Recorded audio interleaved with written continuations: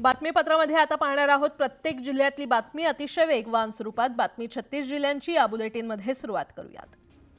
मुंबईतील गोरेगाव येथील नेस्को मैदानात आयोजित केलेल्या सहकार से समृद्धी या कार्यक्रमात बोलताना उपमुख्यमंत्री एकनाथ शिंदेंनी उद्धव ठाकरेंच्या टीकेचा समाचार घेतला।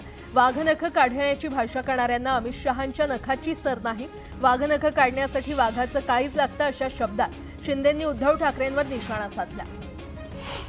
औरंगजेब फॅन क्लबचे अध्यक्ष असा उल्लेख करत चित्रा वाघ यांनी उद्धव ठाकरेंवर हल्लाबोल केला।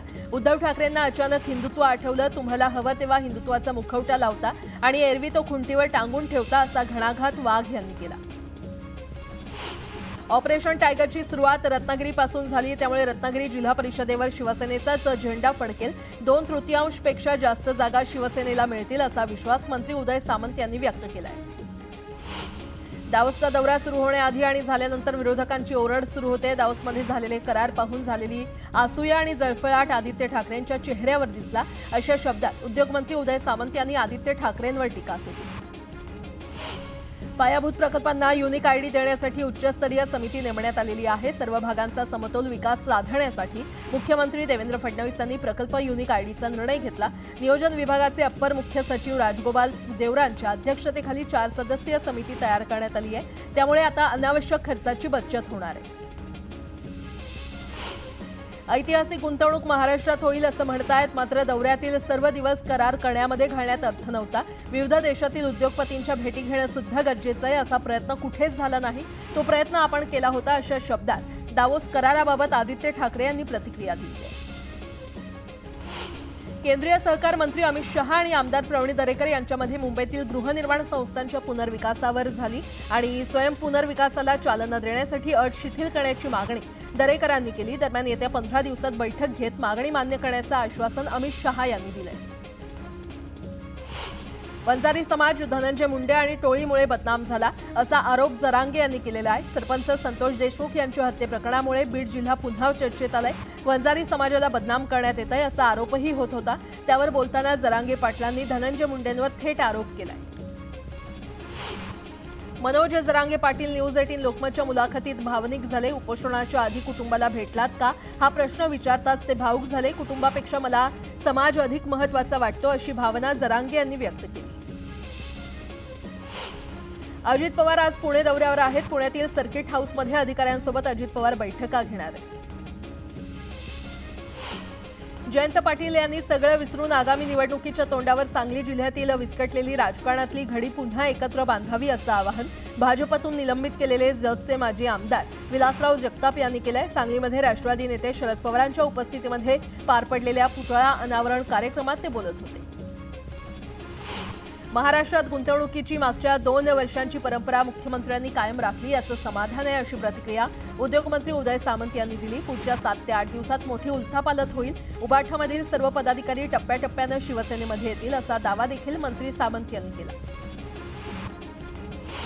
पर्यटन मंत्री शंभूराज देसाई यांना सातारा जिल्ह्याचे दुसऱ्यांदा पालकमंत्री पद मिळाल्यानं साताऱ्यामध्ये त्यांचं जल्लोषात स्वागत करण्यात आलं। भव्य रॅली काढून क्रेनच्या सहाय्यानं 50 फूट हार घालून मंत्री देसाईंचा सत्कार करण्यात आला।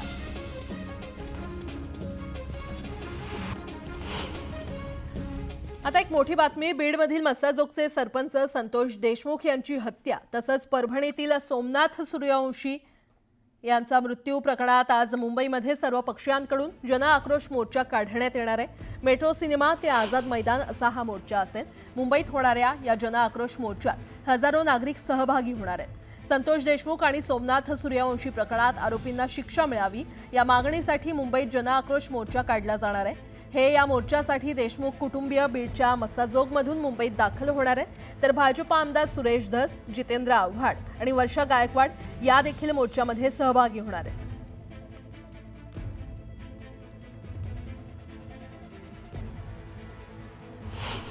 सरपंच संतोष देशमुख हत्येप्रकरणी बीड कारागृहात सुदर्शन घुले, जयराम साठे, प्रतीक घुले आणि महेश केदार यांची ओळख परेड केली जाणार आहे। या प्रकरणातील आरोपी कृष्ण आंधळे हा अजूनही फरारच आहे।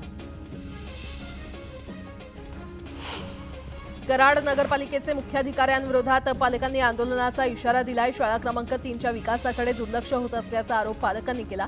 या विरोधात पालक आक्रमक झाल्याचं पाहायला मिळालं। चंद्रपूर जिल्ह्यातील वाढत्या उद्योगधंद्यांमुळे प्रदूषणात वाढ होत असून याचा नागरिकांच्या आरोग्यावर परिणाम होतोय। दरम्यान उपचारासाठी नागरिक शासकीय वैद्यकीय महाविद्यालयामध्ये जातात, मात्र मूलभूत सुविधांचा अभाव असल्याने नागरिकांची मोठी गैरसोय होते। याविरोधात काँग्रेसच्या वतीने भीक मागो आंदोलन करण्यात आलं।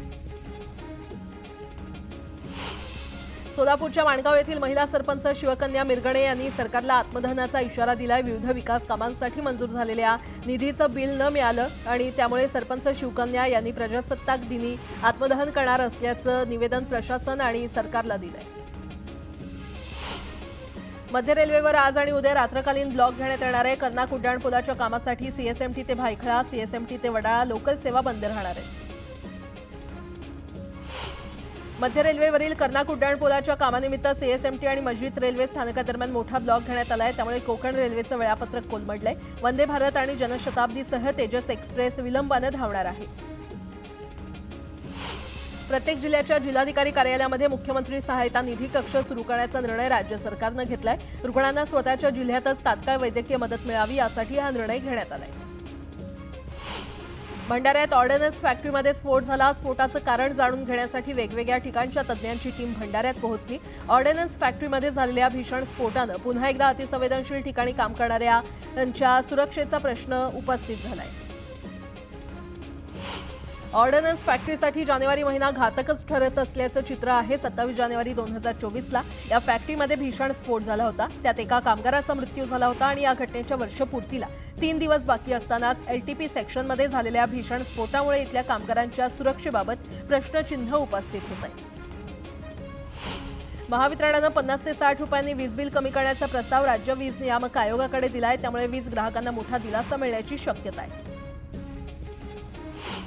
सततच्या ढगाळ वातावरणामुळे किडीचा प्रादुर्भाव झाल्यानं भंडारा जिल्ह्यात फुलकोबीचं प्रचंड नुकसान झालंय। दरम्यान बाजारपेठेत आवक वाढल्यानं फुलकोबीचे दरही कोसळलेत। त्यामुळे स्थानिक शेतकरी दुहेरी संकटात सापडलाय। अमूलनं 26 जानेवारीपूर्वी ग्राहकांना मोठी भेट दिली आहे। अमूलच्या सर्व 1 लिटरच्या दूध पिशव्यांच्या किमतींमध्ये आता घट झाली आहे। प्रत्येकी 1 रुपयाची घट करण्यात आली आहे। गोरेगाव आणि मालाडमध्ये आज पाणीपुरवठा बंद असणार आहे। देखभाल दुरुस्तीच्या कामासाठी पाणीपुरवठा बंद करण्यात आलाय। त्यामुळे नागरिकांना पाणी जपून वापरण्याचं आवाहन करण्यात आलंय। सोन्याच्या दरात सलग 8व्या दिवशी दरवाढ झाली आहे। 200 रुपयाच्या दरवाढीसह दिल्लीत सोन्याचा दर 83,000 रुपये प्रति तोळ्यावर पोहोचलाय।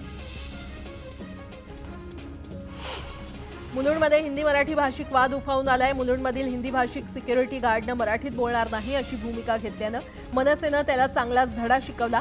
मनसैनिकांनी या सुरक्षा रक्षकाला माफी मागायला लावली आणि याचा व्हिडिओ सध्या व्हायरल होतोय। भाजप नेते किरीट सोमय्या यांनी अकोला जिल्हाधिकाऱ्यांची भेट घेतली। अकोला जिल्ह्यामध्ये 15,000 बांगलादेशींना प्रमाणपत्र दिल्याचा आरोप करण्यात आला होता। याच पार्श्वभूमीवर ही भेट झाली आहे। बदलापूरमध्ये दगडखाणीत झालेल्या स्फोटामुळे 3 ते 4 किलोमीटर परिसरात हादरे बसले। या हादऱ्यांमुळे भयभीत झालेले नागरिक जीव मुठीत घेऊन इमारतीमधून बाहेर पडले। ही बातमी न्यूज 18 लोकमतनं दाखवताच महसूल विभागाच्या मंडळ अधिकाऱ्यांनी दगडखाणीमध्ये जाऊन पाहणी केली। पुण्यात अंमली पदार्थ विरोधी पथकानं मोठी कारवाई केली आहे। कारवाईमध्ये आरोपींकडून 40 किलो गांजासह कोकेन ड्रग्ज असा 84 लाखांचा मुद्देमाल जप्त करण्यात आलाय। दरम्यान कोरेगाव पोलीस ठाणे आणि लोणी काळभोर पोलीस ठाण्याच्या हद्दीत छापेमारी करत 2 वेगवेगळ्या कारवाईमध्ये 4 आरोपींना अटक करण्यात आली आहे।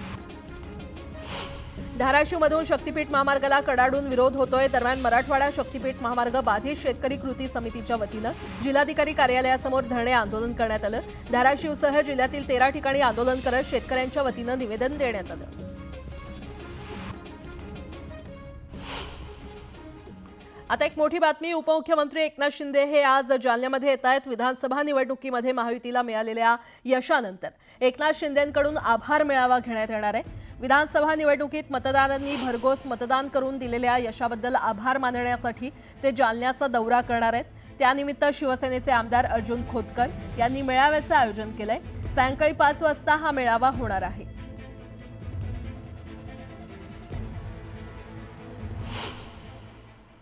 आठ महिन्यांपूर्वी खून झालेल्या मुलाचा पुरलेला मृतदेह उकरून शासनानं स्वखर्चानं त्याच्या आईच्या घरी पोहोचवावा।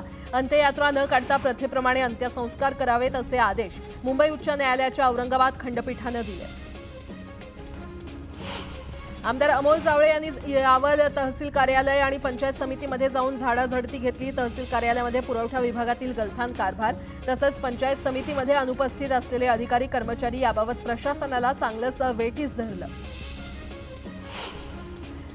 आमदार अमोल जावळे यांचा रावेर मतदारसंघात संवाद दौरा सुरू असून या दौऱ्याच्या निमित्तानं दोधा गावात टिफिन बैठकीचं आयोजन करण्यात आलं होतं। या बैठकीत आमदार जावळे यांनी गावकरी पदाधिकारी कार्यकर्ते आणि तरुणांसोबत मोकळा संवाद साधला। छत्रपती संभाजीनगरमध्ये वाहन चोरीच्या उद्देशानं केलेल्या खुनाच्या गुन्ह्यातील आरोपी 24 तास जेरबंद करण्यात आलाय। गणेश वसंत पवार आणि गणेश गजानन कुटे आणि ज्ञानेश्वर गणेश घायाळ अशी या आरोपींची नावं आहेत। महाराष्ट्र राज्य मार्ग परिवहन महामंडळातर्फे शनिवारपासून एसटीचं भाडेवाढ केली जाते आणि यामुळे चाळीसगाव बस स्थानकावरून जळगावसाठी 172 रुपये, धुळे आणि मालेगावसाठी 103 रुपये मोजावे लागणार आहेत। चाळीसगावचे आमदार मंगेश चव्हाण यांच्यासह एका अभ्यास गटानं नुकतीच अहमदाबाद येथील सायन्स सेंटरला भेट दिली। राष्ट्रीय पातळीवरील थोर गणिती तज्ज्ञ भास्कराचार्य इनोव्हेटिव्ह सेंटर उभारण्यात येत असून त्यासाठीच सायन्स सेंटरचा अभ्यास दौरा करण्यात आला। 76व्या प्रजासत्ताक दिनानिमित्त लातूर जिल्हाधिकारी कार्यालयाच्या मुख्य इमारतीवर आकर्षक विद्युत रोषणाई करण्यात आली आहे। तिरंग्याचे 3 रंगात ही विद्युत रोषणाई करण्यात आली आहे। प्रजासत्ताक दिनानिमित्त पुणेकरांसाठी मेट्रोनं विशेष सवलत दिली आहे। 1 पुणे ट्रान्झिट कार्ड 26 जानेवारीला 20 रुपयात उपलब्ध होणार आहे। जिल्हा बँकेच्या कारभारावर होत असलेले आरोप आणि घोटाळे लक्षात घेता बँकेनं आता विजल ब्लोअर धोरण सुरू केलेलं आहे। यात बँकेतील गैरकारभाराची माहिती मिळाल्यास कळवा आणि 10,000चं बक्षीस मिळवा असं जाहीर केलं। पौष वद्य एकादशीच्या निमित्तानं त्र्यंबकेश्वर येथे निवृत्तीनाथ महाराजांच्या समाधीचं दर्शन घेण्यासाठी आलेले हजारो भाविक ब्रह्मगिरी पर्वताची प्रदक्षिणा करतायत। ब्रह्मगिरी पर्वताची प्रदक्षिणा केल्याचं अनन्यसाधारण महत्त्व असल्यानं तब्बल 60 किलोमीटर पायी प्रदक्षिणा करण्यासाठी हजारो वारकरी निघाले। 7 फेब्रुवारीपर्यंत पुण्याच्या ग्रामीण भागात प्रतिबंधात्मक आदेश लागू करण्यात आलेत। पुणे ग्रामीण जिल्ह्यातील कायदा आणि सुव्यवस्था राखण्याच्या दृष्टीनं प्रशासनानं हा निर्णय घेतलाय। पुष्पक एक्सप्रेसला आग लागल्याची बोंब चहा विक्रेत्यानं ठोकल्याचं कळतंय। त्यामुळे जनरल बोगीतील प्रवासी घाबरले आणि एकानं चेन ओढली। त्यामुळे आता अफवा पसरवणारा चहा विक्रेता रडारवर आहे। विश्वविजेते भारतीय खो खो टीमचं अजित पवार यांनी अभिनंदन केलं। खो खो टीमनं अजितदादांची पुण्यामध्ये भेट घेतली।